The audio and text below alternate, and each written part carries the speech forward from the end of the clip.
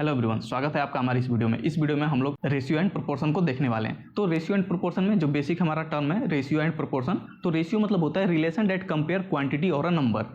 किसी भी नंबर के बीच के कंपैरिजन के रिलेशन को हम लोग रेशियो से रिप्रेजेंट करते हैं। एंड या फिर बोल सकते हैं कॉमन मल्टीपल रिलेशन, यानी कि दो किसी कंपैरिजन के बीच में, दो नंबर या फिर दो क्वांटिटी के कंपैरिजन के बीच में अगर हमें कोई कॉमन मल्टीपल का कोई रिलेशन मिलता है तो उसे हम रेशियो से रिप्रेजेंट करते हैं। एंड इसको हम लोग जनरली डिनोट करते हैं लाइक ए रेशियो बी। ये हमारे पास A ratio B, A and B के हमारे पास कुछ रिलेशन है ए एंड बी के बीच में, एंड उसको रिप्रेजेंट करते हैं ए रेशियो, एंड ये हमारा रेशियो साइन है। एंड बी हमारे पास जो ए है इसको हम लोग बोलते हैं एंटीसीडेंट। ए को एंटीसीडेंट बोलते हैं एंड बी को कंसीक्वेंट। एंटीसीडेंट मतलब कि कोई भी इवेंट जो कि इवेंट से पहले हो, यानी कि एक इवेंट जो कि अगले इवेंट से पहले हो, यानी इनिशियल इवेंट मान सकते हैं उसे, तो वो हमारा एंटीसीडेंट होता है। यानी कि लेट्स से हमारे पास एक नंबर है 5, ठीक है, इसको मैंने दो पार्ट में ब्रेक किया। तो ब्रेक किया तो हमारे पास जो पहला इनिशियल इवेंट आया वो मान लीजिए कि 2 पार्ट में ब्रेक हुआ, एक 3 एंड 2। तो जो हमारा पहला इनिशियल हुआ वो 3 पार्ट में, देन 3 पार्ट में पहला ब्रेक होने की वजह से दूसरे का 2 पार्ट है। यानी कि हमारे पास अगर ये 3 पार्ट की जगह पर अगर 2 पार्ट हुआ रहता तो सेकंड वाला हमारे पास 3 पार्ट में होता। देन कंसीक्वेंट होता है कि जो पहला इवेंट हुआ उसका रिजल्ट, यानी इस 3 हमारे पास एंटीसीडेंट था यानी इनिशियल इवेंट, एंड देन इसके वजह से जो हमारे पास सेकंड पार्ट आया वो हमारे पास 2 वेट का आया। अगर 5 वेट है तो 3 वेट एंड 2 वेट। तो हमारे पास ये होता है हमारे पास कंसीक्वेंट। कंसीक्वेंट मतलब कि result of previous event, and antecedent मतलब कि इवेंट बिफोर इवेंट या फिर इनिशियल इवेंट बोल सकते हैं उसे, ठीक है। तो इसका बस आपको टर्म याद रखना है, एंटीसीडेंट एंड कॉन्सिक्वेंट, बाकी इससे कोई मतलब नहीं है। अब डायरेक्टली इसको हम लोग ए रेशियो बी में एंड 3 रेशियो 2, तो जो टोटल हमारा सम होता है रेशियो का वो हमारा ओरिजिनल नंबर हो गया, यानी 3 + 2 हमारे पास ओरिजिनल नंबर हो जाएगा 5। तो आई होप कि आपको यहाँ तक क्लियर है। एंड कभी भी रेशियो में हम लोग मल्टीप्लाई या डिवाइड करें, यानी कि दोनों साइड, अगर हमारे पास रेशियो है ए रेशियो बी, अगर मैं दोनों साइड इसको मल्टीप्लाई या डिवाइड करूं, यानी कि ए एक्स रेशियो बी एक्स, अगर मैं दोनों साइड एक्स से मल्टीप्लाई करूं तो ये इक्वल होगा, इसमें रेशियो में कोई डिफरेंस नहीं आएगा। अगर दोनों साइड मैं किसी कॉमन नंबर से डिवाइड करूं, a/x रेशियो b/x, यानी दोनों साइड मैंने x से डिवाइड किया तो भी हमारे रेशियो में चेंजेज नहीं आएंगे, ठीक है। तो हम रेशियो को कॉमन नंबर से मल्टीप्लाई या कॉमन नंबर से डिवाइड करेंगे तो हमारा रेशियो सेम ही रहेगा। यही हमारा होता है कॉमन मल्टीपल रिलेशन। अगर किसी दो नंबर के बीच में कॉमन मल्टीपल का रिलेशन है, यहाँ पे कॉमन मल्टीपल क्या है हमारे पास x, यहाँ पे कॉमन मल्टीपल क्या है, यहाँ पे भी मल्टीपल है। अगर ध्यान से देखें तो 1/x हमारे पास मल्टीपल है दोनों साइड, ठीक है, 1/x हमारे पास मल्टीपल है इस केस में। तो कॉमन मल्टीपल का रिलेशन जो होता है उसको हम लोग रेशियो से रिप्रेजेंट करते हैं, सिंपल चीज़। एंड कभी भी रेशियो में कॉमन नंबर से मल्टीप्लाई या डिवाइड करें तो वो रेशियो हमारे पास चेंज नहीं होगा, वो सेम ही रहेगा। आई होप आपको यहाँ तक क्लियर है। एंड हम लोग रेशियो को लाइक ए रेशियो बी हमारे पास दिया हुआ है, इसको हम लोग फ्रैक्शन में रिप्रेजेंट करते हैं a/b से, ठीक है। कभी भी रेशियो को फ्रैक्शन में कन्वर्ट करना हो या फ्रैक्शन से रेशियो में, तो डायरेक्टली ये जो हमारा रेशियो का साइन है उसके जगह पर हम फ्रैक्शन का साइन चेंज कर देंगे, तो हमारे पास डायरेक्टली वो फ्रैक्शन में चेंज हो जाएगा।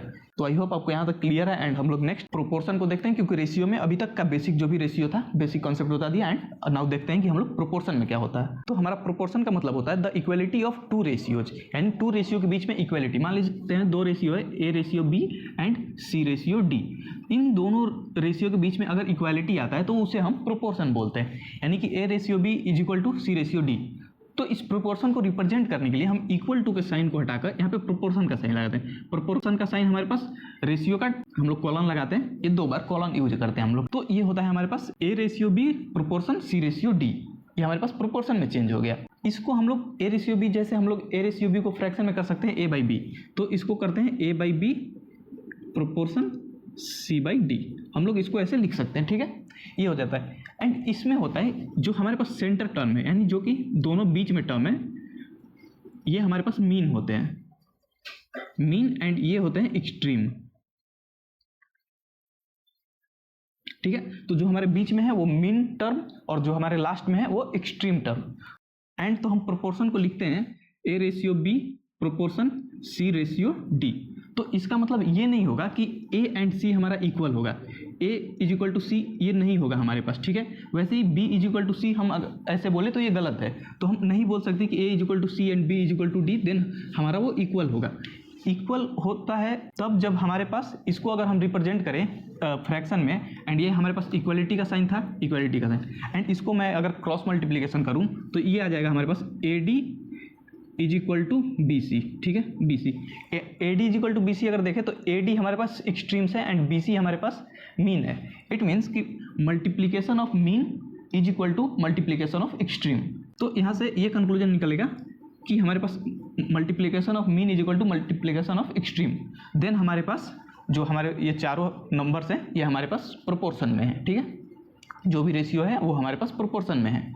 तो इस बात का ध्यान रखिए, कभी भी क्वेश्चंस में आए तो आप डायरेक्टली इस फॉर्मूले से सॉल्व कर सकते हैं, एक्सट्रीम्स का multiply is equal to mean का मल्टीप्लाई, ठीक है, एंड इसको इस फॉर्म में भी रिप्रेजेंट कर सकते हैं एंड उससे डायरेक्टली आपका ये आंसर आ जाएगा।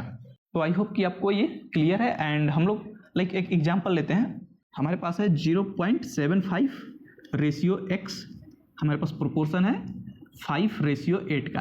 तो इसमें हमें x का वैल्यू बताना है। तो सिंपल हमारे पास जो प्रोपोर्शन का फॉर्मूला होता है प्रोपोर्शन में, ratio of multiplication of mean is equal to multiplication of extreme, उससे सॉल्व कर सकते हैं। तो 0.75 into 8 and x into 5 equal होगा हमारे पास। इट मीन्स कि 5x is equal to 8 into 0.75, ठीक है, एंड x हमारे पास यहाँ से आ जाएगा, x is equal to 8 into 7.5 आएगा हमारे पास 6।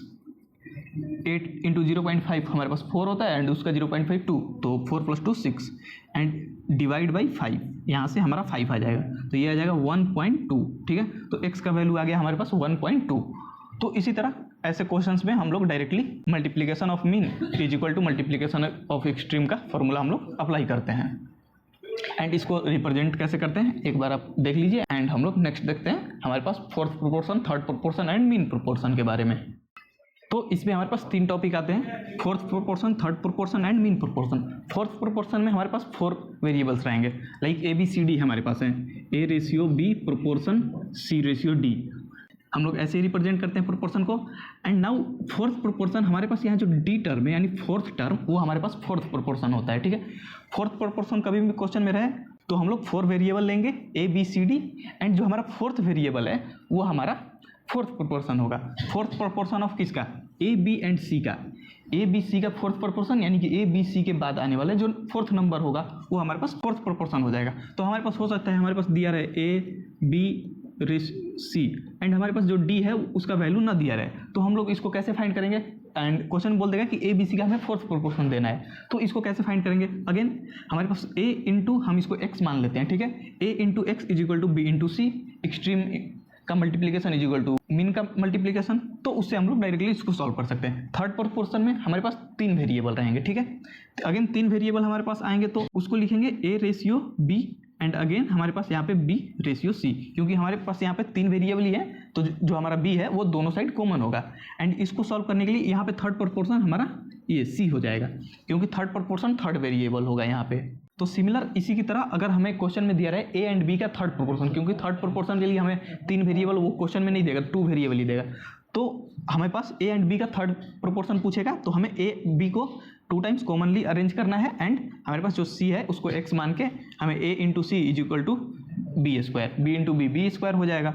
तो यहाँ पे थर्ड स्क्वायर C हो जाएगा हमारे पास, एंड उसका जो भी सॉल्व करेंगे हम लोग multiplication of extreme is equal to multiplication of mean से हम लोग इसको सॉल्व कर लेंगे। मीन प्रोपोर्शन में सेम आता है आपको, मीन प्रोपोर्शन में भी यही रहेगा, 2 नंबर के बीच का नंबर, तो 2 नंबर के बीच का नंबर मीन आता है हमारे पास, तो इसमें भी 3 वेरिएबल आ गए यानी कि 2 एक्सट्रीम्स एंड एक हमारे पास मीन। तो यहाँ पे भी सेम ABC ही रहेगा, 3 वेरिएबल ही रहेगा एंड इसमें मीन वेरिएबल B होता है हमारे पास। अगर हमारे पास A:B प्रोपोर्शन B:C है, ठीक है, मीन प्रोपोर्शन यानी कि B बताना है, तो B हमारे पास, इसको हम लोग लिखते हैं A/B is equal to B/C and इसको अगर B का रिस्पेक्ट में मैं सॉल्व करूं तो ये हमारे पास B को क्रॉस मल्टीप्लिकेशन करूंगा तो B² is equal to AC and B is equal to हो जाएगा हमारे पास √AC, ठीक है। तो कभी भी क्वेश्चन में 2 नंबर का मीन प्रोपोर्शन पूछे, A एंड C का मीन प्रोपोर्शन, तो उसको डायरेक्टली √AC हो जाएगा, ठीक है। किसी भी 2 नंबर का XY का मीन प्रोपोर्शन √XY, यहाँ से हम लोग डायरेक्टली या तो आप बेसिक से सॉल्व कर सकते हैं उसको पैटर्न पे फिल करके एंड देन उसके, या फिर डायरेक्टली याद कर सकते हैं। मीन प्रोपोर्शन कभी भी 2 नंबर का होता है, अंडर रूट में वो 2 नंबर रहेंगे, ठीक है। A एंड B का mean proportion √AB, A and C का मीन प्रोपोर्शन, यानी कि कोई भी नंबर, वो तो आपको वेरिएबल है तो उसमें कुछ भी डिजिट दिया रहेगा, बोल देगा आपको 36 एंड 25 का मीन प्रोपोर्शन, तो इसका आंसर हो जाएगा √36 × 25। ठीक है, 36 हमारे पास आ जाएगा 6 × 5 हो जाएगा ये 5, 6 × 5 30, तो टोटल आंसर हो जाएगा 30। तो ऐसे ही कभी भी क्वेश्चन पे है तो उसको आपको डायरेक्टली सॉल्व कर लेना है इसको। ठीक है, तो आई होप आपको fourth proportion, third proportion and mean proportion clear है। फोर्थ प्रोपोर्शन में अब हमारे पास 4 वेरिएबल रहेंगे एंड फोर्थ वेरिएबल हमारे पास 4 प्रोपोर्शन होगा। थर्ड प्रोपोर्शन में हमारे पास 3 वेरिएबल्स रहेंगे, उसको एंड बीच वाले को कॉमनली अरेंज करना है दोनों साइड, एंड हमारे पास जो थर्ड वेरिएबल है वो हमारे पास थर्ड प्रोपोर्शन होगा। एंड मीन प्रोपोर्शन में जो ये बीच वाला प्रोपोर्शन है 2 नंबर के बीच में, तो 2 नंबर के बीच में हमारे पास कोई भी मीन नंबर आएगा तो टोटली हमारे पास 3 नंबर ही, यानी कि 3 वेरिएबल ही रहेंगे। तो थर्ड प्रोपोर्शन की तरह वो अरेंज होगा एंड जो हमारे पास बीच वाला वेरिएबल है उसका हमें वैल्यू बताना है, यानी कि मीन प्रोपोर्शन वो हो गया। ठीक है, फोर्थ प्रोपोर्शन में फोर्थ बताते हैं, थर्ड प्रोपोर्शन में थर्ड बताते हैं, मीन प्रोपोर्शन में जो मीन है यानी कि जो बीच में है, जो कि दोनों तरफ से कॉमन है, उसमें उसका हम लोग वैल्यू बताते हैं। ठीक है, आई होप आपको ये क्लियर है। एंड हम लोग नेक्स्ट इसमें कुछ क्वेश्चंस को देखते हैं। देखिए इस टॉपिक पे बहुत सारे क्वेश्चंस हैं, ज़्यादा हमें कॉन्सेप्ट तो अभी ये बेसिक कॉन्सेप्ट है ये बताया, अभी कुछ कॉन्सेप्ट क्वेश्चन के थ्रू पता चलेंगे, तो इसमें बहुत वैरायटी के क्वेश्चंस होते हैं एंड इजी क्वेश्चन है, एंड इसमें डेफिनेटली इसमें एग्जाम से डायरेक्टली क्वेश्चंस आते हैं, तो बस आपको देख के एंड इजीली आपको तुरंत बहुत ही कम टाइम में वो सॉल्व हो जाएंगे। तो वीडियो को पूरा देखिए लास्ट तक एंड सारे क्वेश्चंस को देखिए। अगर किसी भी क्वेश्चन में आपको कंफ्यूजन हो तो आप उसे कमेंट में बताइए। एंड हम लोग नेक्स्ट कुछ क्वेश्चंस को देखते हैं इसमें। तो हमारा क्वेश्चन है फोर्थ प्रोपोर्शन फाइंड करना है 5, 8 एंड 15 का। 5, 8, 15 का हमें फोर्थ प्रोपोर्शन फाइंड करना है, यानी कि फोर्थ वेरिएबल हमें फाइंड करना है। तो इसको अरेंज करेंगे 5:8 प्रोपोर्शन 15:x। ठीक है, एंड हमें x का वैल्यू निकालना है, फोर्थ प्रोपोर्शन निकालना है, तो इसका फोर्थ प्रोपोर्शन ये हो जाएगा x एंड हमें x का वैल्यू निकालना है। तो 5 × x यानी 5x = 8 × 15, 8 × 15 यही होगा हमारे पास जो मीन का मल्टीप्लीकेशन = एक्सट्रीम का मल्टीप्लीकेशन। देन x = हो जाएगा 8 × 15 / 5 एंड 5 3 × 15 ये आ जाएगा आपका 24। ठीक है, क्लियर है। आपको कभी भी ऐसा क्वेश्चन है, इजी क्वेश्चन है, डायरेक्ट क्वेश्चन, आप इसको इजीली सॉल्व कर सकते हैं, 10 सेकंड में आपको डायरेक्टली सॉल्व हो जाएगा। चलिए नेक्स्ट क्वेश्चन देखते हैं। तो नेक्स्ट क्वेश्चन है हमारे पास 9 एंड 12 का हमारे पास थर्ड प्रोपोर्शन बताना है, यानी कि 9, 12 x। ठीक है, इसे हमें थर्ड प्रोपोर्शन x का वैल्यू बताना है। तो इसको हम लोग अरेंज करेंगे 9:12 प्रोपोर्शन 12:x। ठीक है, थर्ड प्रोपोर्शन बताना है तो हमारे पास 3 वेरिएबल होंगे, यहाँ पे 2 हमारे पास कॉमन वेरिएबल रहेंगे, जो कि हमारे पास 12 हो जाएगा, जो बीच वाला वेरिएबल है। डायरेक्टली जैसे क्वेश्चन में दिया है उसको एज इट इज अरेंज कीजिए, A B C as it is. अब इसको नहीं कि इसको ये लेना है, इसको भी जो दिया है उसी सीक्वेंस में आपको लेना है। नाउ यहाँ पे 9 × x, 9x = 12 × 12। ठीक है, x = हमारे पास 12 × 12 / 9, 9 3 4 3 4। ठीक है, 4 4 16, तो x = हमारे पास आ गया 16। ठीक है, आई होप आपको क्लियर है। एंड अगर मीन प्रोपोर्शन दे तो अगर मान लीजिए बोला है इसमें एक क्वेश्चन कि मीन प्रोपोर्शन ऑफ 9 एंड 12, तो यहाँ पर 12 का डिफिकल्ट हो जाएगा, 12 का निकालना। मान लीजिए हमारे पास दिया है 9 एंड 16 का हमारे पास मीन प्रोपोर्शन निकालना है, तो इसका डायरेक्टली आंसर हो जाएगा √9 एंड 16 एंड मल्टीप्लाई में है तो ये बाहर आएगा 3 × 4 एंड ये आ जाएगा हमारे पास 12। ठीक है, तो ये हो गया हमारे पास मीन प्रोपोर्शन 9 एंड 16 का एंड ये हो गया थर्ड प्रोपोर्शन 9 एंड 12 का। ठीक है, इस तरीके से क्वेश्चंस रहेंगे। एंड नाउ हम लोग देखते हैं डुप्लीकेट रेशियोज को। तो यहाँ पे हमारे पास 2 कंसेप्ट आते हैं, duplicate ratio and triplicate ratio, and उसी के साथ हमारे पास सब डुप्लीकेट एंड सब ट्रिप्लीकेट। तो इसमें सिंपल करना था, डुप्लीकेट रेशियो में रेशियो दिया हुआ है A:B, तो A:B का डुप्लीकेट रेशियो में बस आपको स्क्वायर कर देना है, यानी कि A² B²। डुप्लीकेट रेशियो में स्क्वायर कर देना है जो भी रेशियोज दिए हुए हैं, A² B²। ठीक है, इंडिविजुअली जो भी वेरिएबल्स हैं उनका स्क्वायर कर देना है। ट्रिप्लीकेट रेशियो में हमारे क्यूब कर देना है, A³ B³। ये हो गया हमारे पास ट्रिप्लीकेट रेशियो। ठीक है, एंड सब डुप्लीकेट में जैसे हमारे पास ट्रिप्लीकेट में हम लोग क्यूब कर रहे हैं तो सब ट्रिप्लीकेट में हम उसको क्यूब रूट करेंगे, उसी तरह सब डुप्लीकेट में स्क्वायर रूट करेंगे। इट मीन्स कि A⁴1/2 लिख सकते हैं रेशियो B⁴1/2, या फिर इसको लिख सकते हैं √A रेशियो √B। ठीक है, इस तरीके से भी रिप्रेजेंट करते हैं। ट्रिप्लीकेट रेशियो में A⁴1/3 रेशियो B⁴1/3 इस तरीके से रिप्रेजेंट कर सकते हैं, या फिर √A³ यहाँ पे हो जाएगा, रेशियो क्यूब B यहाँ पे क्यूब हो जाएगा। तो इस तरीके से हम लोग रिप्रेजेंट करते हैं। सिंपली कभी भी डुप्लीकेट रेशियो टर्म आए, यानी कि जो रेशियो दिया हुआ है उसका इंडिविजुअल्स स्क्वायर कर देना है। ठीक है, यानी ए रेशियो बी है तो ए स्क्वायर बी स्क्वायर हो जाएगा। एंड सब डुप्लीकेट मिले तो वहाँ पे अंडर रूट कर देना है, ट्रिप्लीकेट में क्यूब कर देना है, एंड सब ट्रिप्लीकेट में क्यूब रूट कर देना है। तो इसको बस लाइटली आपको माइंड में ध्यान रखना है, ठीक है। एंड बाकी क्वेश्चन में आएगा तो इजीली सॉल्व हो जाएगा। बस आपको माइंड में रखना है कि हाँ ये टर्म आया तो आपको क्या करना है, ठीक है, उस टर्म का मतलब क्या होता है ये पता होना चाहिए। एंड इस पर एक दो एग्जाम्पल्स देख लेते हैं तो आपको बेटर आइडिया मिल जाएगा। तो हमारे पास क्वेश्चन है डुप्लीकेट रेशियो ऑफ 3/4। तो 3/4 का हमें डुप्लीकेट रेशियो बताना है। तो डुप्लीकेट रेशियो में सिंपली हमें स्क्वायर करना होता है, तो ये आ जाएगा इसका डुप्लीकेट रेशियो हमारे पास 9/4 का 16, ठीक है। 9/16 हमारे पास उसका डुप्लीकेट रेशियो आ जाएगा। एंड एक और एग्जांपल देखते हैं। दूसरा एग्जांपल है सब ट्रिप्लीकेट रेशियो ऑफ 64/125। 64/125 का सब ट्रिप्लीकेट में हमें क्यूब रूट करता है। तो क्यूब किस नंबर का ये क्यूब है? क्यूब रूट मतलब कि इसको डिफ्रेम करना है, यानी कि अगर हमारे पास इसका अगर क्यूब देखें तो ये हमारे 4 का 4 × 4 16, 16 × 4 64, यानी 4 को क्यूब करूंगा तो 64 आएगा, एंड 64 का क्यूब रूट करूंगा तो 4 आएगा। सिमिलर 5 का क्यूब करूंगा तो हमारे पास 125 आएगा, एंड 125 का क्यूब रूट करूंगा तो हमारे पास 5 आ जाएगा, यानी क्यूब करने पर 25 एंड 1/3 यानी कि क्यूब रूट करने पर 5 आ जाएगा। सिमिलर इसमें भी हमें क्यूब करने पर 64 एंड क्यूब रूट करने पर हमारे पास 4 आ जाएगा। तो उसी तरह 64 का क्यूब रूट हो जाएगा 4, 125 का 5, तो इसका हमारे पास सब ट्रिप्लीकेट हो जाएगा 4/5, ठीक है। आई होप आपको क्लियर है। बस ये देखना है कि किस नंबर का क्यूब है एंड वो नंबर हमारे पास सब ट्रिप्लीकेट में आ जाएगा, ठीक है। आई होप आपको क्लियर है। एंड हम लोग नेक्स्ट टॉपिक देखते हैं। तो नेक्स्ट है हमारे पास compound ratio, combined ratio and speed ratio. Compound ratio में हमारे पास कुछ रेशियोज दिए रहेंगे, उनका कंपाउंड रेशियो निकालना है। तो कंपाउंड रेशियो में आपको याद रखना है, कंपाउंड में हमें सबको कंपाउंडिंग करना है, यानी कि जो भी हमारे पास फ्रंट है, यानी कि न्यूमरेटर डिनोमिनेटर बोल सकते हैं, तो न्यूमरेटर को मल्टीप्लाई करना है डिवाइड बाई डिनोमिनेटर, यानी कि जो भी हमारे पास फर्स्ट टर्म्स हैं 4, 9, 26 एंड 2 इनको मल्टीप्लाई करना है।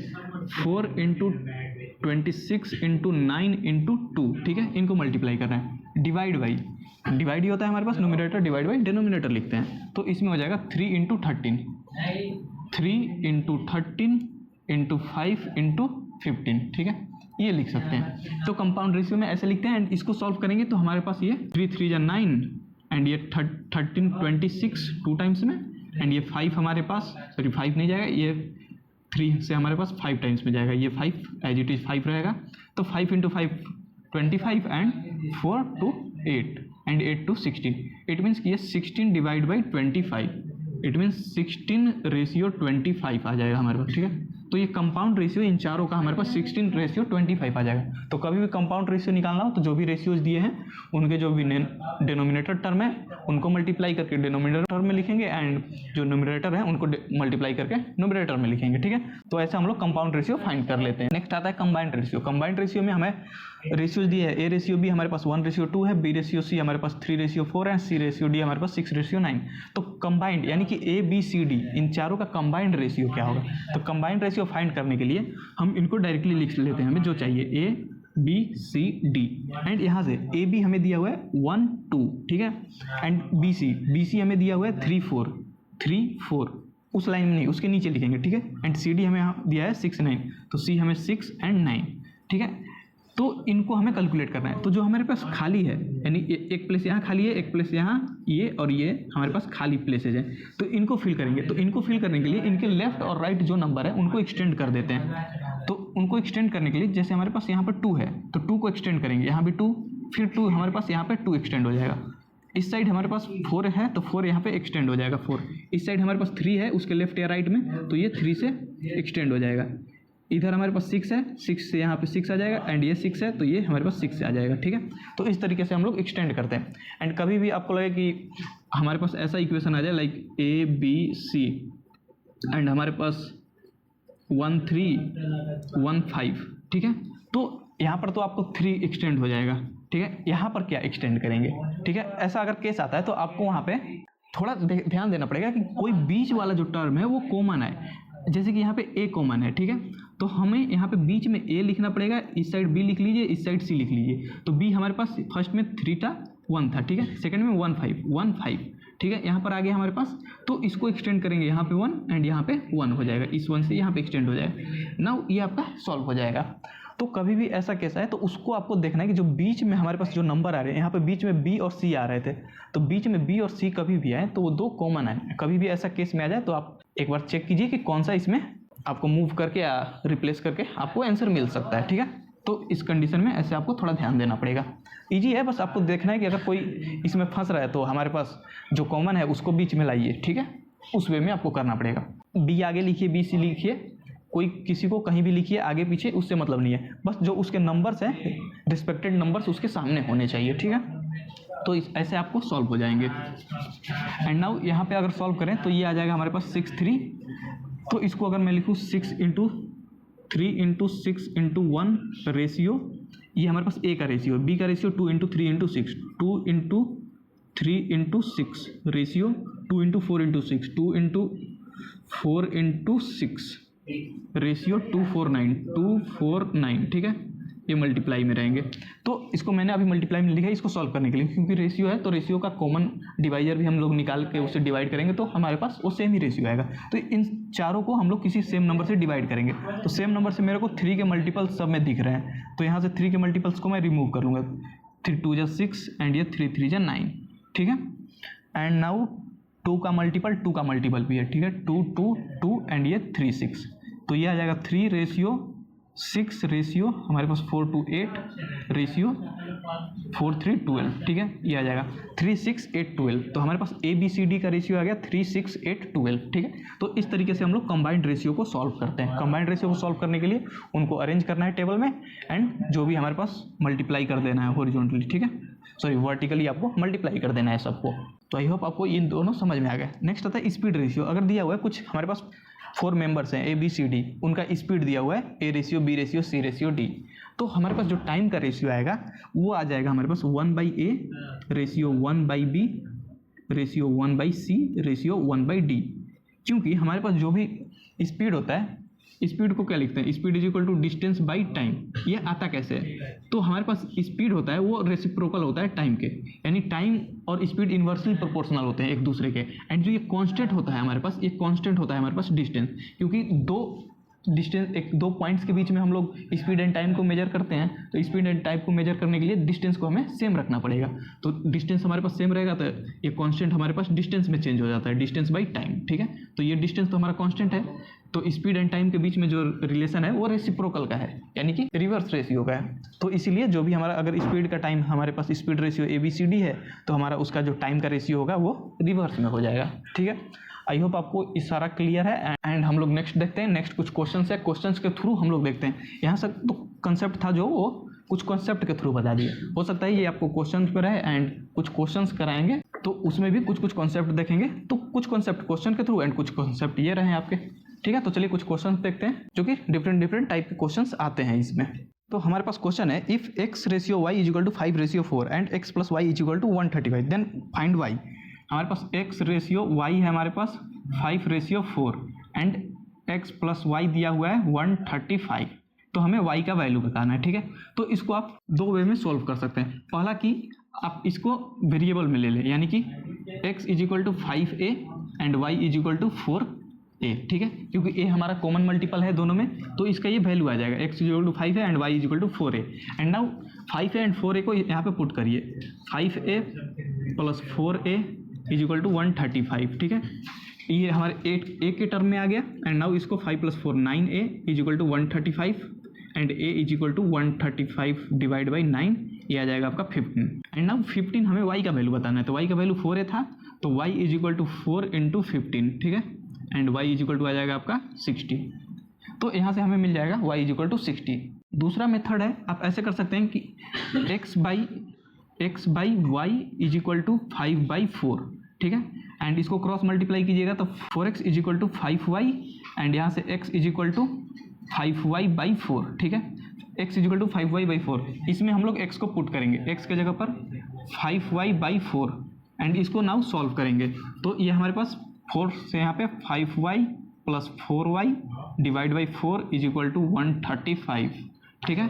एंड 4 उस साइड जाएगा तो 5y plus 4y 9y is equal to 135 × 4 and ये हमारे पास y is equal to 135 into 4/9 and 9 to 135 15 and ये 15 into 4 y is equal to 60।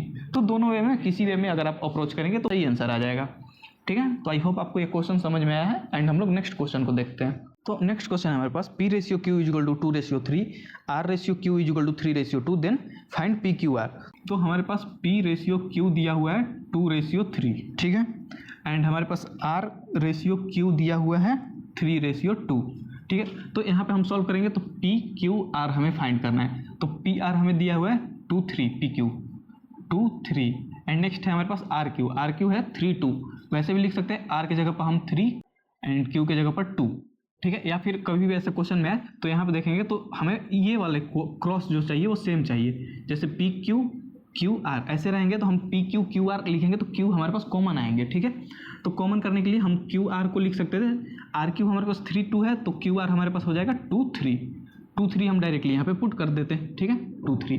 तो ऐसे भी आप यहाँ भी रिवर्स कर सकते हैं या फिर यहाँ पे डायरेक्टली लिख सकते हैं। अगर बीच में वो इशू नहीं आ रहा है आपको तो आप इसको सॉल्व कर सकते हैं। तो 3 को एक्सटेंड करेंगे, यहाँ पे 3, यहाँ पे 2 एक्सटेंड हो जाएगा, ठीक है। तो ये हमारे पास 3 3 9, 3 2 6 एंड 2 2 4।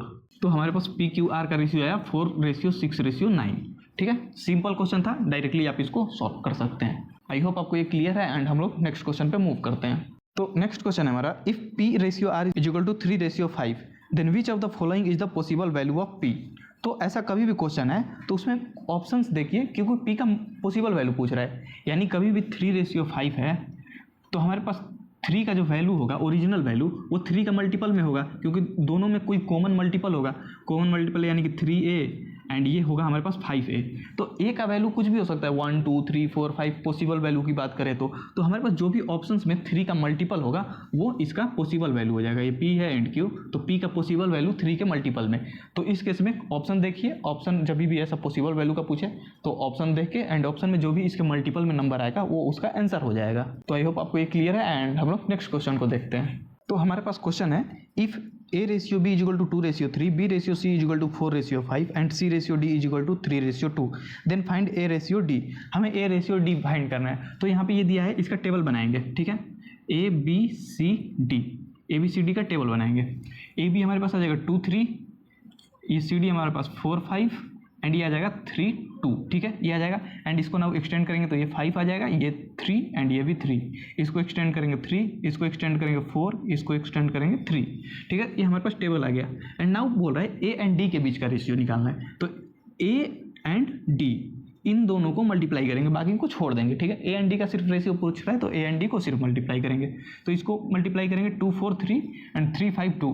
तो इन दोनों को हम सिर्फ देखेंगे, तो इन दोनों में हमें कॉमन दिख रहा है 3, तो 3 से कैंसिल आउट हो जाएगा, क्योंकि अगर मल्टीप्लाई करेंगे तो हमारे पास आ जाएगा ना 2 × 4 × 3 रेशियो 3 × 5 × 2 एंड इसको अगर मैं डिवाइड में लिखूँ अगर P/Q के फॉर्म में, फ्रैक्शन के फॉर्म में, तो हमारे पास ये 3 कैंसिल ही हो जाएगा। तो ये हमारे पास कैंसिल आउट हो जाएगा एंड नाउ हमारे पास 2 भी कैंसिल आउट हो जाएगा एंड जो हमारा फाइनल आंसर आ जाएगा वो आ जाएगा 4:5 का, ठीक है। इट मीन्स कि A एंड D का बीच के रेशियो का है हमारे पास 4:5। आई होप आपको ये क्लियर है। अगर कोई भी डाउट है तो आप कमेंट में बता सकते हैं या फिर व्हाट्सएप के थ्रू पूछ सकते हैं। एंड हम लोग नेक्स्ट क्वेश्चन को देखते हैं। तो नेक्स्ट क्वेश्चन है हमारे पास, if A is equal to 60% of B and B is 40% of C then find AC। तो यहाँ पे ABC दिया हुआ है, ठीक है, ABC एंड हमें दिया हुआ है B जो है वो C का 40% है एंड A जो है B का 60% है। हमें C नहीं दिया हुआ है किसी के रिलेशन में, तो C को हम एज्यूम कर लेंगे 100, क्योंकि यहाँ पे परसेंटेज का बात किया गया। तो परसेंटेज में कभी भी कोई चीज़ एज्यूम करना होता है तो 100 एज्यूम करते हैं, ठीक है। 100 का ये 40% है, B इज 40% ऑफ C, यानी कि C का 40%, तो 100 का 40% कितना हो जाएगा 40, ठीक है। 100 × 40/100, तो 100 कैंसिल आउट हो जाएगा एंड 40 बचेगा, ठीक है। तो ये 40। B का 60% है A, यानी कि 40 का 60% है A, यानी कि 40 × 60 /100, 40 का 60%, 0 0 कैंसिल आउट, 4 × 6 24। तो A जो है हमारे पास 24 है, ये रिलेटिव है, 24 40 एंड 100।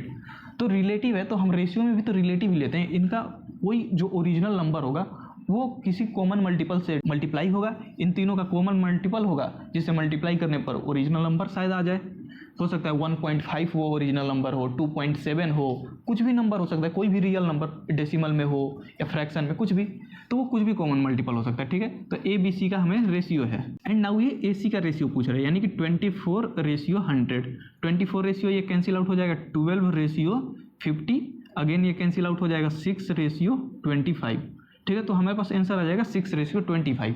ए एंड सी का रेशियो आ जाएगा 6:25, ठीक है। आई होप आपको ये क्लियर है। बस आपको एज्यूम करते टाइम ध्यान में देना है, अगर परसेंटेज दिया है तो कोई चीज़ एज्यूम करने के लिए 100 एज्यूम करेंगे, ठीक है। अगर आपने परसेंटेज का चैप्टर देखा होगा तो वो आपको बेटर आइडिया होगा कि कैसे सॉल्व करते हैं परसेंटेज, ठीक है। एंड हम लोग नेक्स्ट क्वेश्चन पे मूव करते हैं। तो हमारे पास नेक्स्ट क्वेश्चन है, if x/y is 2:3, find the value of 3x + 2y ratio 2x + 5y। तो इसको हम लोग दो वे में इसको भी अप्रोच कर सकते हैं। तो यहाँ पे आप या तो x एंड y का वैल्यू ले सकते हैं, लेकिन x = 2a and y = 3a, and इसको लेकर पुट कर सकते हैं। तो इसको जब पुट कीजिएगा तो हमारे पास आ जाएगा 3 × 2a + 2 × 3a, ठीक है। ये आ जाएगा रेशियो 2 × 2a + 5 × 3a। एंड यहाँ से आप देखिएगा तो दोनों में ए कॉमन है, तो मैं डायरेक्टली यहाँ से ए कॉमन ले सकता हूँ। इसमें हमारे पास ए कॉमन आ जाएगा एंड यहाँ से भी ए कॉमन आ जाएगा। तो ए कॉमन आएगा तो ए हमारे पास दोनों साइड से कैंसिल आउट हो जाएगा। तो ये क्या बचेगा कि डायरेक्टली जो हमें इक्वेशन दिया है एंड उसके बाद एक्स का जो हमारे पास रेशियो है, इट मीन्स कि या तो आप इस वे में सॉल्व कर सकते हैं, इस वे में, ये तो बेसिक मेथड है, इसमें वे में आप सारे क्वेश्चन को सॉल्व कर सकते हैं। तो जब भी क्वेश्चन है तो इस वे में ट्राई कीजिए, अगर बेसिक है आप डायरेक्टली 3a एंड 2a लेकर आप डायरेक्टली सॉल्व कर लीजिए। यहाँ से a कैंसिल आउट हो जाएगा, ये आ जाएगा 3 × 2 6 + 3 × 2 6 रेशियो 2 × 2 4 + 4 × 3 15, 15 + 4 19, ठीक है, 19, 6 + 6 12 रेशियो 19। तो ये 12:19 आपका आंसर आ जाएगा, ठीक है। तो इस केस में हमें यहाँ पे तो कैंसिल आउट हो जा रहा है। तो कभी भी ऐसा क्वेश्चन है, एक इक्वेशन दिया है कुछ इस तरीके का एंड हमारे पास x एंड y का रेशियो दिया है, तो उस केस में आप क्या कर सकते हैं कि डायरेक्टली जो इक्वेशन में रेशियो का वैल्यू पुट कर सकते हैं, यानी x के जगह पर x का रेशियो यानी कि 2 एंड y के जगह पर 3 पुट कर सकते हैं डायरेक्टली। क्योंकि हमारे पास जो यहाँ पे अगर हम इस वे में करते हैं बेसिक मेथड से, तो हमारा जो कॉमन मल्टीपल है वो कैंसिल आउट हो जाता है, ठीक है। तो इसीलिए कभी भी ऐसा इक्वेशन दिया रहे, कोई भी हो, यहाँ पे अगर 3x भी रहे, like 3x ratio 2x + 5y, तो यहाँ से भी हमें जो कॉमन मल्टीपल होगा, इन दोनों से कॉमन मल्टीपल a आ जाएगा एंड इसमें से कॉमन मल्टीपल a आ जाएगा, तो वो भी कैंसिल आउट हो जाएगा। तो कभी भी इक्वेशन दिया रहे तो डायरेक्टली आपको आंसर पुट कर देना है, यानी x के जगह पे यहाँ पे 2, 3 × 2 + 2 × 3, 2 × 3 हमारे पास आ जाएगा 6 रेशियो 2 × 2, x के जगह पर 2 4 + 5 × 3 15, ठीक है, 15 + 5 49 एंड 19 एंड ये हमारे पास 6 + 6 12, ठीक है। तो डायरेक्टली आप इसको जो भी x एंड y का है उसका वैल्यू डायरेक्टली पुट करके आप इसको सॉल्व कर लीजिए। कभी भी इक्वेशन है तो आप डायरेक्टली उसमें वैल्यू पुट कर सकते हैं एंड आपको यही याद न रहा तो आप बेसिक मेथड से सॉल्व कर ही सकते हैं इजीली। वो भी सेम प्रोसेस है, बस 1 या 2 स्टेप एक्स्ट्रा लगेंगे। आई होप आपको ये क्लियर है एंड कभी भी ऐसा क्वेश्चन है तो डायरेक्टली x एंड y का वैल्यू इसमें पुट कीजिए और आपका आंसर आ जाएगा। एंड हम लोग नेक्स्ट क्वेश्चन को देखते हैं।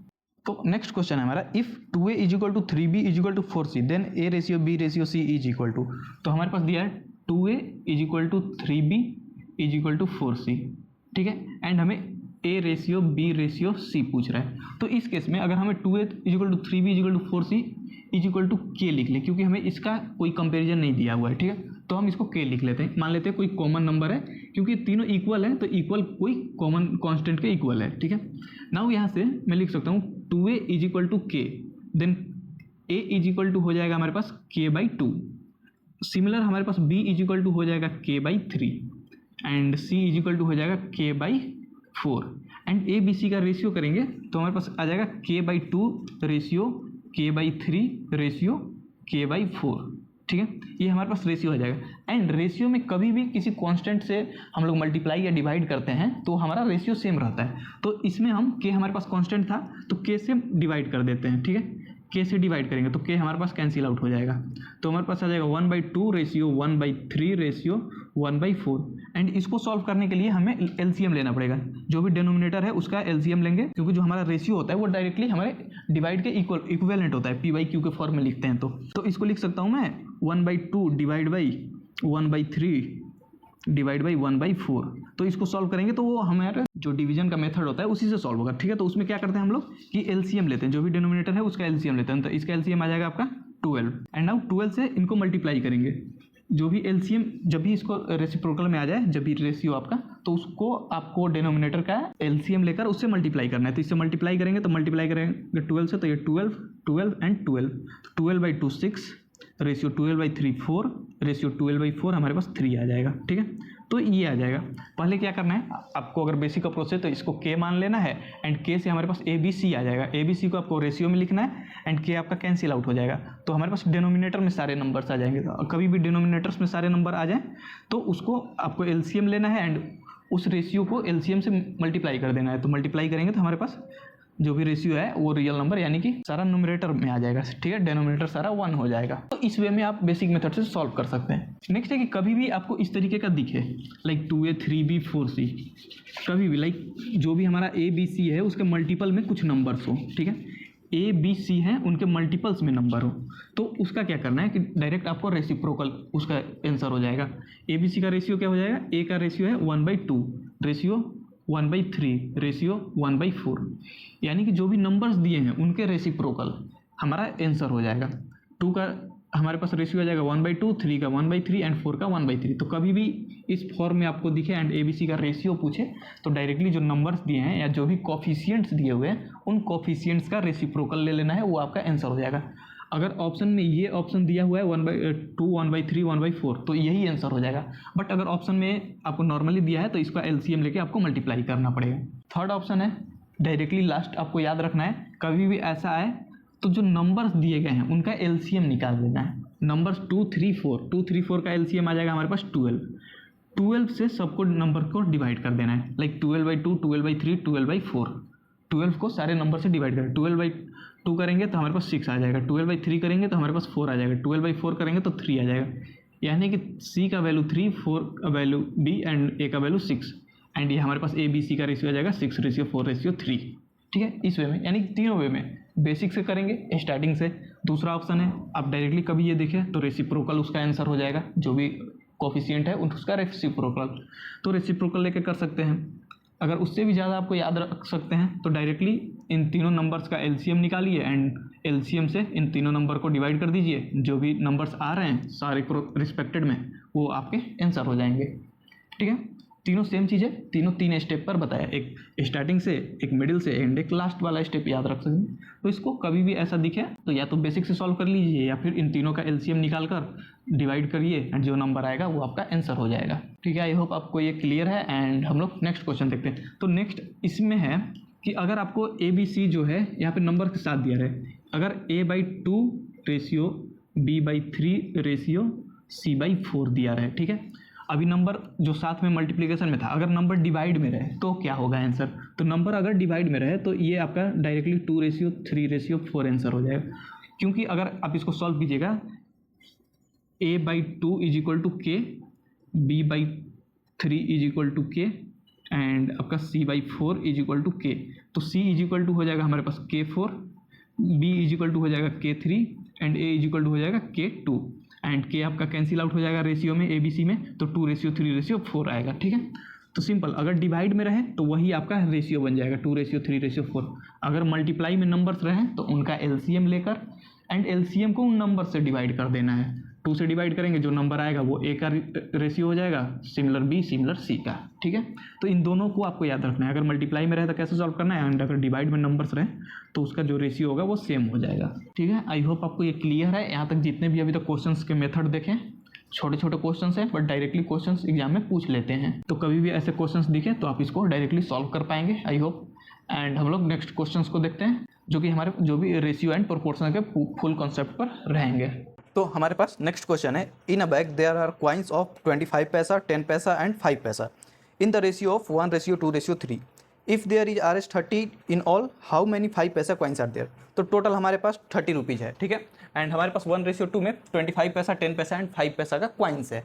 तो हमारे पास जो टोटल रुपीज़ है उसको भी पैसा में कन्वर्ट कर लेते हैं। हमारे पास 30 रुपीज़ है टोटल पैसा एंड इसको पैसा में अगर कन्वर्ट करेंगे तो ये आ जाएगा 30/100, क्योंकि 1 रुपीज़ में 100 पैसा होता है, ठीक है।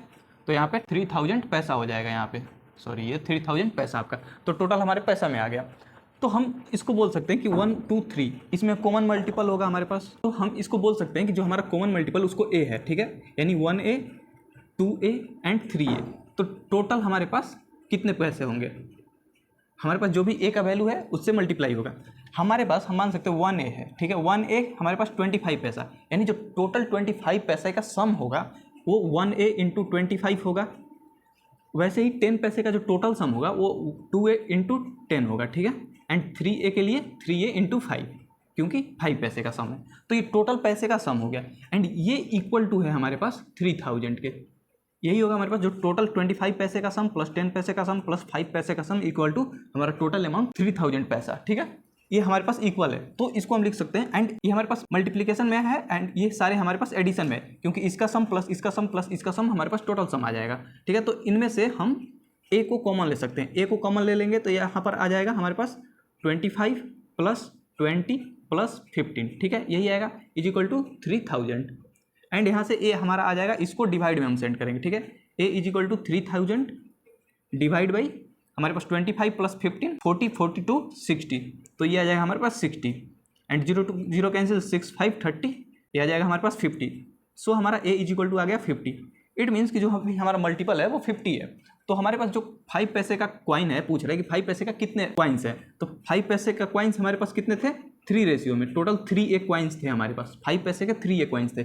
इट मीन्स कि 3 इंटू 50 कॉइन्स थे हमारे पास 5 पैसे के, तो ये हमारे पास 150 टोटल कॉइन्स थे 5 पैसे का। इजी था, बस आपको रेशियो में आपको या तो बेसिक मेथड से वही रेशियो का जो मल्टीपल है उसको आप a ले लीजिए एंड बेसिक मेथड से आप प्रोसीड कीजिए, या फिर आप ऐसे कर सकते हैं कि मान लेते हैं कि हम थोड़ा देर के लिए कि जो हमारा मल्टीपल है वो 1 ही है, ठीक है, हम यानी कि जो भी कॉइन्स है वो एक एक कॉइन्स है, यानी कि 25 का सम हो जाएगा हमारे पास 25 इंटू 1 एंड 10 पैसे का सम हो जाएगा हमारे पास 10 इंटू 2, ठीक है, एंड 5 पैसे का सम हो जाएगा 5 इंटू 3, ठीक है। हमारे पास जो कॉइन्स है उनका रेशियो जो मल्टीपल फैक्टर है वो 1 है, ठीक है। हमारे पास मान लेते हैं 1 कॉइन है 25 पैसे का, 2 कॉइन है 10 पैसे का, 3 कॉइन है 5 पैसे का, तो टोटल सम कितना होता है, तो टोटल सम इसमें अगर आप ऐसे ऐड करेंगे तो ये आ जाएगा 25 प्लस 20 प्लस 15 प्लस 20 एंड ये आ जाएगा आपके पास टोटल 60 पैसा। यानी कि अगर मैं सिर्फ एक सिंगल रेशियो की बात करूँ, यानी कि मल्टीपल फैक्टर हमारे पास 1 रहेगा, तो हमारे पास 60 पैसे का कलेक्शन होगा, तो हमें टोटल कलेक्शन कितना चाहिए, 3000 पैसे का। तो हमारे पास मल्टीपल फैक्टर निकालने के लिए जो हमारे पास सिंगल रेशियो यानी कि सिंगल मल्टीपल का जो रेशियो है उसको हम ओरिजिनल वैल्यू टोटल वैल्यू हम 3000 से डिवाइड कर देंगे, 3000 डिवाइड बाई 60, तो ये आ जाएगा 50, यानी कि जो 50 हमारा है वो मल्टीपल फैक्टर है, ठीक है। एंड इन सारे नंबर्स को 50 से मल्टीप्लाई करेंगे, 1 को 50 से मल्टीप्लाई करेंगे 50, 2 को 50 से मल्टीप्लाई करेंगे 100, 3 को 50 से मल्टीप्लाई करेंगे 150। इट मीन्स कि जो टोटल कॉइन्स है 5 पैसे का वो 150 है, 10 पैसे का 100 है एंड 25 पैसे का वो 50 कॉइन्स है। तो हमारे पास जो भी कॉइन्स के क्वेश्चन में पूछा रहा है वो 5 पैसे का पूछ रहा है, तो वो हमारे पास 150 हो जाएगा। तो दोनों मेथड में से आप किसी भी मेथड को अप्लाई करके आप इजीली इसको फाइंड कर सकते हैं। कभी भी कॉइन का प्रॉब्लम है कि कॉइन के रेशियो में कॉइन दिया हुआ है एंड टोटल नंबर दिया हुआ है, टोटल नंबर मिसिंग है, नंबर्स ऑफ कॉइन दिए हुए हैं, तो टोटल नंबर बताना, तो आप इजीली इस प्रोसेस से आप निकाल सकते हैं एंड बेसिक मेथड जो है उससे आप बहुत ही ईजी फाइंड कर सकते हैं। तो चलिए, आई होप कि आपको यहाँ तक समझ में आया होगा एंड हम लोग नेक्स्ट क्वेश्चन को देखते हैं। तो हमारा नेक्स्ट क्वेश्चन है, a cat takes 5 leaps for every 4 leaps of a dog, but 3 leaps of the dog are equal to the 4 leaps of the cat. What is the ratio of the speed of the cat to that of the dog. तो यहाँ पर dog और cat के speed का ratio बताना है। तो हमारे पास यहाँ पे दिया गया है कि जो डॉग है वो 4 स्टेप्स कवर करता है एंड कैट है वो 5 स्टेप्स कवर करता है। मे बी अगर क्वेश्चन में हमें टाइम एंड डिस्टेंस के बारे में नहीं दिया गया है तो टाइम को हो सकता है कि टाइम मतलब सेम टाइम में हम सेम टाइम इंटरवल में बात कर रहे हैं, ठीक है। सेम टाइम इंटरवल में जो कैट है वो 5 स्टेप्स ट्रेवल करता है और डॉग जो है वो 4 स्टेप ट्रेवल करता है। एंड यहाँ पे जो डॉग का 3 स्टेप्स है वो इक्वल है कैट के 4 स्टेप का, क्योंकि कैट का जो स्टेप्स है उसका डिस्टेंस छोटा छोटा स्टेप्स है, तो उसकी वजह से कैट का 4 स्टेप्स हमारे पास डॉग के 3 स्टेप के इक्वल है। तो कैट मान लेते हैं कि कैट जो है हमारे पास 1 यूनिट पर स्टेप चलता है, ठीक है। हमारे पास क्योंकि एग्जैक्ट डिस्टेंस नहीं मालूम है पर स्टेप का, तो हम मान लेते हैं 1 यूनिट कैट डिस्टेंस चलता है। एंड यहाँ पे इक्वेशन दिया हुआ है 3 dog step is equal to 4 cat step, ये इक्वेशन है यहाँ पे। 3 dog step is equal to हमारे पास 4 कैट स्टेप है। तो मैं 1 डॉग स्टेप की बात करूं, क्योंकि 1 डॉग स्टेप हमारे पास कैट स्टेप से ज़्यादा होगा, क्योंकि इसका 3 स्टेप ही इसके 4 स्टेप में है। इट मीन्स कि इसका स्टेप थोड़ा बड़ा है, तो बड़ा है तो 1 यूनिट अगर इसका है तो अगर इसका यूनिट देखें तो 1 पॉइंट समथिंग होगा, कुछ थोड़ा बड़ा होगा। तो अगर मैं कैट के टर्म में बात करूँ तो 1 डॉग इज इक्वल टू यह आ जाएगा हमारे पास 4/3 कैट स्टेप, ठीक है। यानी कि 1 डॉग स्टेप्स है वो 4/3 कैट स्टेप है, ठीक है, 4/3, यानी कि सारे जो भी यूनिट्स हैं ये 4/3 4/3 4/3 4/3 कैट के रिस्पेक्ट में। कैट अपना तो 1 चलेगा, कैट खुद 1 चलेगा, एंड कैट के रिस्पेक्ट में 4/3 ये चल रहा है, ठीक है। आई होप ये समझ में आ रहा होगा कि ये 1c है 1 कैट स्टेप, एंड ये 4/3 कैट स्टेप है, ठीक है, क्योंकि दोनों डिस्टेंस को हम लोग कैट स्टेप में मेजर कर रहे हैं। आप चाहे तो दोनों डिस्टेंस को डॉग स्टेप में मेजर कर सकते थे, बट हम कैट स्टेप किसी में भी हम मेजर कर सकते हैं। तो ये 1 यूनिट कैट स्टेप है, ये 4/3 यूनिट कैट स्टेप है। तो यहाँ तक हमारे पास सेम है यहाँ पर, यानी कि इसका कितना है, इसका 4 कैट स्टेप एंड इसका 4/3 इंटू 3 4/3, क्योंकि 3 स्टेप चल रहा है, 4/3 इंटू 3 आ जाएगा हमारे पास 4 कैट स्टेप, ठीक है, क्योंकि कैट स्टेप की बात कर रहे हैं, यानी कि इसका 4 कैट स्टेप, इसके 3 डॉग स्टेप में हमारे पास 4 कैट स्टेप आ जा रहे हैं, ठीक है। आई होप यहाँ तक आपको कन्फ्यूजन नहीं हो रहा होगा। एंड जो इसका 1 स्टेप है, इसका 4/3, इट मीन्स कि जो हमारे पास कैट है वो 1 स्टेप चल रही है, ये 4/3 चल रहा है, तो यानी कि ये समथिंग कुछ आगे जा रहा होगा, या तो कुछ हमारे पास डिस्टेंस वो ज़्यादा ट्रेवल कर रहा होगा। तो हमारे पास ये डिस्टेंस पता है, टाइम का तो कुछ पता नहीं है रिलेशन में, एंड हमें स्पीड का रेशियो पूछ रहा है। स्पीड का हमें पता है रिलेशन हमारे पास डिस्टेंस बाई टाइम का, ठीक है। तो टाइम का हमें पता नहीं है, एंड टाइम वैसे भी इन्वर्सली प्रोपोर्शनल होता है, एंड हमें डिस्टेंस पता है इतना ये 5 यूनिट डिस्टेंस टोटल कवर कर रहा है, ये 4c + 4/3 यही कवर कर रहा है, 4c + 4/3c कवर कर रहा है, एंड ये हमारे पास 5c टोटल कवर कर रहा है, यही होगा टोटल, ये 5 यूनिट कवर कर रहा है, एंड ये टोटल आपका आ जाएगा 5.33 के समथिंग, यानी कि वो ज़्यादा डिस्टेंस कवर कर रहा है। एंड हमारे पास जो स्पीड एंड डिस्टेंस के बीच का रिलेशन होता है वो डायरेक्टली प्रोपोर्शनल होता है। एंड जो इस केस में हमारे पास जो डिस्टेंस होगा, टोटल नंबर ऑफ लीप्स, यानी कि जो इनका लीप्स है, एंड 1 यूनिट का डिस्टेंस, यानी कि 4/3 इंटू 4 टोटल डिस्टेंस ये होगा 4/3 इंटू 4, एंड ये होगा 1 इंटू 5 1 इंटू 5, एंड ये 4/3 इंटू 4, यही होगा टोटल हमारे पास डिस्टेंस। एंड डिस्टेंस स्पीड का रिलेशन सेम है, डायरेक्टली प्रोपोर्शनल है, तो जो डिस्टेंस का रेशियो होगा वही स्पीड का रेशियो होगा। स्पीड के रेशियो की बात करें तो हम सेम डिस्टेंस का रेशियो लिख सकते हैं, 1 इंटू 5 रेशियो 4/3 इंटू 4, ये रेशियो हम लोग लिख सकते हैं स्पीड के लिए। ये हमारे पास डिस्टेंस का रेशियो है। एंड ये पूछ रहा है हमारे पास कैट टू डॉग, ये भी आपको ध्यान देना है कि डॉग टू कैट नहीं पूछ रहा है, आपका कैट का पूछ रहा है डॉग के रिलेशन में। तो हमारे पास जो सामने फर्स्ट आएगा वो कैट का आएगा, एंड देन सेकंड डॉग का, ठीक है। आई होप आपको क्लियर है। एंड हमारे पास ये कैट का, ये डॉग का, हमारे पास डिस्टेंस है, एंड डिस्टेंस डायरेक्टली प्रोपोर्शनल है स्पीड के, तो दोनों का रेशियो सेम होगा। तो ये आ जाएगा हमारे पास 5 रेशियो, ये आ जाएगा हमारे पास 16/3, एंड अगर इस साइड भी मैं 3 से मल्टीप्लाई एंड डिवाइड करूँ तो ये आ जाएगा 15/3 रेशियो 16/3, ठीक है, 15/3 रेशियो 16/3, एंड दोनों साइड अगर मैं 3 से मल्टीप्लाई करूँ तो ये 3 कैंसिल आउट हो जाएगा। अगर मैं मल्टीप्लाई/3 करूँ तो ये 3 कैंसिल हो जाएगा, मल्टीप्लाई/3 ये 3 कैंसिल हो जाएगा, तो हमारा रेशियो आ जाएगा सिंप्लीफाइड रेशियो 15/16, ठीक है। तो यही हमारा डिस्टेंस का रेशियो होगा, यही हमारा स्पीड का रेशियो होगा। आई होप आपको यहाँ तक क्लियर है। एंड हम लोग नेक्स्ट क्वेश्चन पे मूव करते हैं। तो हमारे पास नेक्स्ट क्वेश्चन है, the price of diamond is directly proportional to the square of its weight. Diamond was broken into 4 parts, the ratio of the weight of each part is 1:2:3:4, and the price of the diamond decrease by 1,40,000। Find the initial price of the diamond. तो हमारे पास जो ratio में break हुआ 1:2:3:4 में, ठीक है। तो अगर ये ब्रेक नहीं हुआ रहता, यानी ओरिजिनली ये कितना रहता है, ये इसका सम रहता है, ये मान लेते हैं अगर ग्राम्स में 1 ग्राम 2 ग्राम 3 ग्राम 4 ग्राम, तो अगर ये ब्रेक नहीं हुआ रहता तो ये टोटली सम होता, तो टोटल इसका सम कितना हो जाएगा 4 + 3 7 2 1 10। इट मीन्स कि हमारे पास जो ओरिजिनली इसका वेट था वो 10 था, एंड ये ब्रेक हुआ, स्प्लिट हुआ 4 पार्ट्स में, एक का वेट 1, दूसरे का 2 3 एंड 4 वेट में डिस्ट्रीब्यूट हो गया ये, ठीक है। तो इन दोनों के बीच का जो डिफरेंस आया वो हमारे पास 1,40,000 आया, एंड जो हमारा प्राइस है वो इसके स्क्वायर, यानी कि जो भी रेशियो है उसके स्क्वायर के रिस्पेक्ट में है, ठीक है। इट मीन्स कि ओरिजिनली अगर इसका प्राइस देखें तो 100 होना चाहिए था, एंड अभी प्राइस क्या हो गया, सारा ब्रेक हुआ तो इसका प्राइस 1 का स्क्वायर 1, 2 का स्क्वायर 4, 3 का स्क्वायर 9, 4 का स्क्वायर 16, एंड टोटली इसको ऐड करें तो ये आ जाएगा हमारे पास 30। इट मीन्स कि अभी जो है वो प्राइस 30 रुपीज़ हो गया।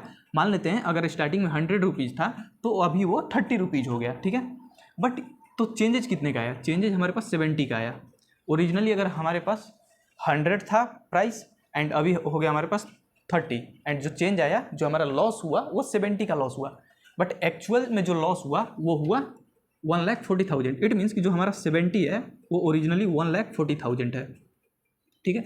इट मीन जो हमारा 1 होगा वो हो जाएगा हमारे पास 2000 एंड हमें 100 का वैल्यू बताना है, ओरिजिनल रेट बताना है। ओरिजिनल रेट हमारे पास 100 था, जो डिफरेंस यूनिट था वो 70 था, ओरिजिनली 140 एंड हमें जो ओरिजिनल हमारा वैल्यू था वो 100 था, तो हम अपना वैल्यू 100 इसके अकॉर्डिंग ये आ जाएगा हमारे पास 2 लाख।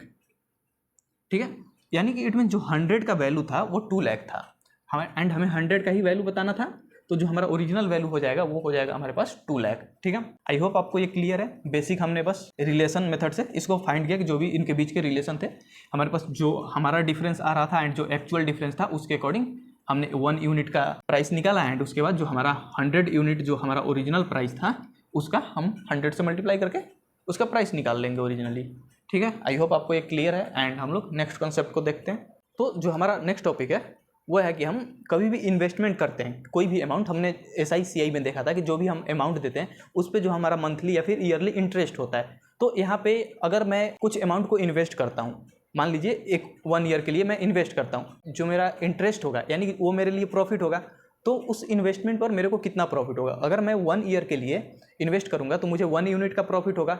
मान लेते हैं कि जो हमारा SI है वो 1 यूनिट है, तो 1 यूनिट का प्रॉफिट होगा। अगर मैं 2 ईयर के लिए इन्वेस्ट करता हूं तो हमारा जो प्रॉफिट होगा वो 2 यूनिट होगा। इट मीन्स कि जो हमारा प्रॉफिट है वो डायरेक्टली प्रोपोर्शनल है जितने टाइम्स के लिए हम इन्वेस्ट करें। ठीक है, जितने टाइम के लिए इन्वेस्ट करें, एंड वो डिपेंड किस पे करता है, जो हमारा प्रॉफिट है वो हमारा इन्वेस्टमेंट पर डिपेंड करता है कि जो इन्वेस्टमेंट अमाउंट है एंड कितने टाइम के लिए हम इन्वेस्ट कर रहे हैं उस पर हमारा प्रॉफिट डिपेंड करता है। तो प्रॉफिट को अगर हम रेशियो में बात करें तो हमें देखते हैं इन्वेस्टमेंट इनटू टाइम। ठीक है, रेशियो हम मान लेते हैं 2 इन्वेस्टमेंट है जिनके बीच में कंपेयर कर रहे हैं, तो इन्वेस्टमेंट 2 इंटू टाइम 2। ठीक है, तो ये इन्वेस्टमेंट एंड टाइम का मल्टीप्लीकेशन का रेशियो है एंड प्रॉफिट इसी पर डिपेंड है, तो ये इक्वल टू हो जाएगा हमारे पास profit 1 ratio profit 2। It means कि ये मान लेते हैं ये पर्सन ए है एंड ये पर्सन बी है। पर्सन ए ने I अमाउंट को T टाइम के लिए इन्वेस्ट किया एंड पर्सन बी ने I2 अमाउंट को T2 के लिए इन्वेस्ट किया, T2 टाइम के लिए।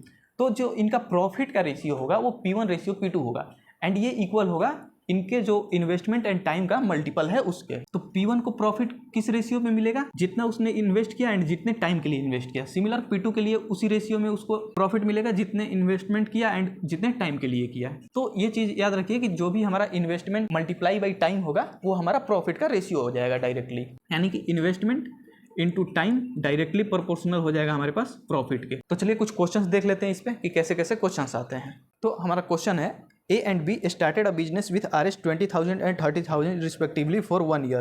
If they had profit of Rs 4,000, what is the ratio of A in this profit?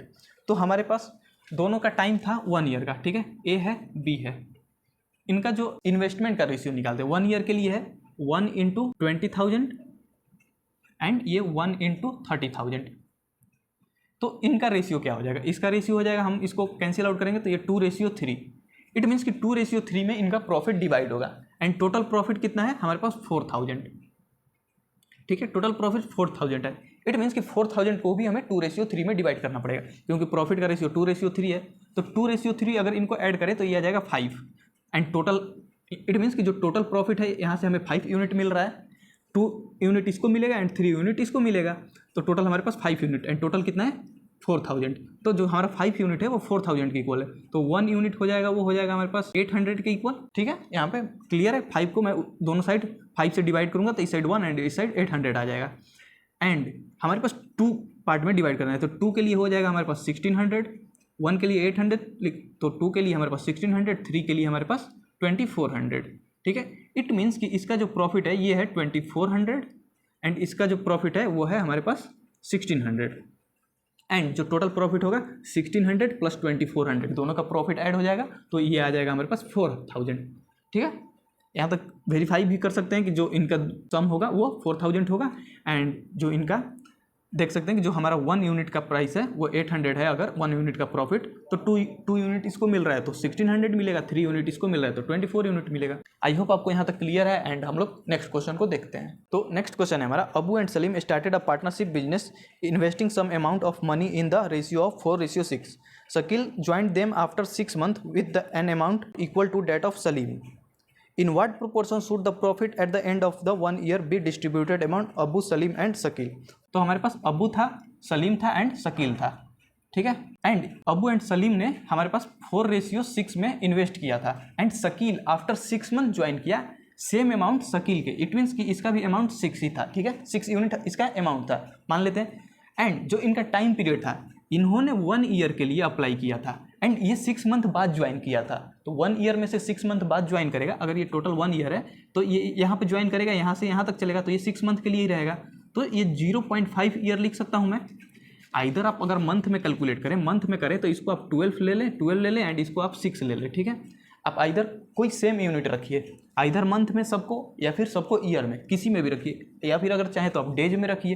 तो यहाँ पे मैं इजी के लिए डायरेक्टली मैं ईयर में रखता हूँ, ठीक है, 0.5। तो इनका प्रॉफिट का रेशियो क्या होता है, टाइम इंटू इन्वेस्टमेंट। ये था हमारे पास इन्वेस्टमेंट, ये था हमारे पास टाइम, ठीक है, टाइम इंटू इन्वेस्टमेंट 4:6:3 एंड ये हमारे पास क्या हो जाएगा, प्रॉफिट रेशियो 4:6:3। तो इजीली हमारे पास जो प्रॉफिट रेशियो आ गया 4:6:3। आई होप आपको क्लियर है, बहुत ही इजी क्वेश्चन था, बस आपको ध्यान देना था थोड़ा सा। एंड हम लोग नेक्स्ट क्वेश्चन को देखते हैं। तो नेक्स्ट क्वेश्चन है हमारा एज से related, Kiran is younger than Vinesh by 7 year, यानी कि जो दोनों के एज का गैप है वो 7 ईयर्स है and their age are in the ratio of 7:9। तो उनका जो रेशियो है एज का वो 7:9 है। ये 7:9 जो एज का रेशियो है, ओरिजिनल जो एज है उसका रेशियो है, ठीक है। एंड इनके बीच का जो गैप है वो 7 ईयर दिया गया है, यानी 7 ईयर यंगर है। तो ये 7 एंड ये 9 इनके बीच का जो गैप होना चाहिए वो 7 ईयर होना चाहिए, बट यहाँ पर गैप कितना है 2 ईयर का, ठीक है। इट मीन्स कि जो 2 ईयर है वो एक्चुअल में 7 ईयर है। तो डेफिनेटली जो हमारा 7 होगा वो एक्चुअल में समथिंग और होगा एंड 9 होगा वो एक्चुअल में समथिंग डिफरेंट होगा। तो हमारे पास जो 2 है वो 7 ईयर है, तो यहाँ पे 1 हो जाएगा हमारे पास 7/2। इट मीन्स कि ये हो जाएगा 3.5 ईयर, ठीक है। इट मीन्स कि जो 1 यूनिट है उसका जो वैल्यू है वो 3.5 ईयर हो जाएगा। तो 7 यूनिट का वैल्यू क्या हो जाएगा, यानी इनका एक्चुअल एज की बात करें तो एक्चुअल एज 7 एंड 9 रेशियो में है, तो एक्चुअल में क्या होगा 7 × 3.5 एंड 9 × 3.5, ठीक है। ये हो जाएगा इनका एक्चुअल एज। ये था हमारे पास रेशियो का एज। तो रेशियो में कुछ मल्टीप्लिकेबल फैक्टर होता है, इट मीन जो ओरिजिनल होता है वो 7 × a होता एंड 9 × a होता, समथिंग 9a और 7a होता ओरिजिनल प्राइस।